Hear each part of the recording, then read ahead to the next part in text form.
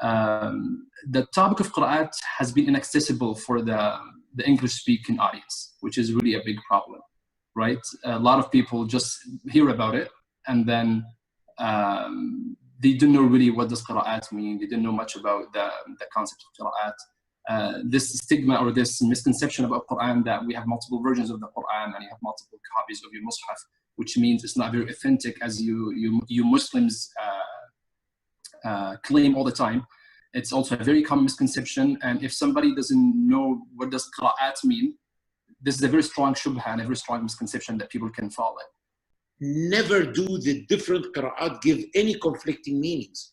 Rather, they complement one another and add depth to the meaning, something which can be appreciated by pondering the difference caused by a very minor variation in a single diacritical mark or a single letter. This is not something that came by chance. It was an unprecedented linguistic tool intended by the Creator to lend further magnificence to the noble Quran and add to its miraculous aspect, a linguistic one.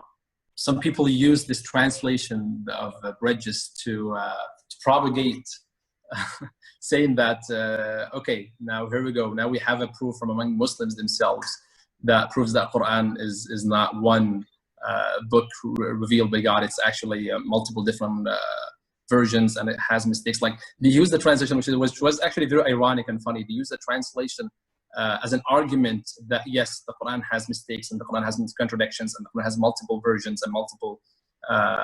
I'm sure you mentioned to me before that there are certain people actually that are pretty popular on social media who use this translation to propagate for this and to provide an argument that as if you are supporting their argument. Basically, this is what I think this is what they use the translation for.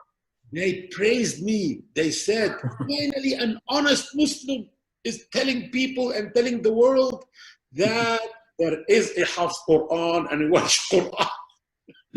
Well, let me tell you, Islamophobes are not just ignorant about the Quran, but they are also making fun of themselves by trying to fool non-Arab speaking Muslims about an Arabic linguistic dimension of the Quran, thinking that we Arab-speaking people are unaware of their childishness.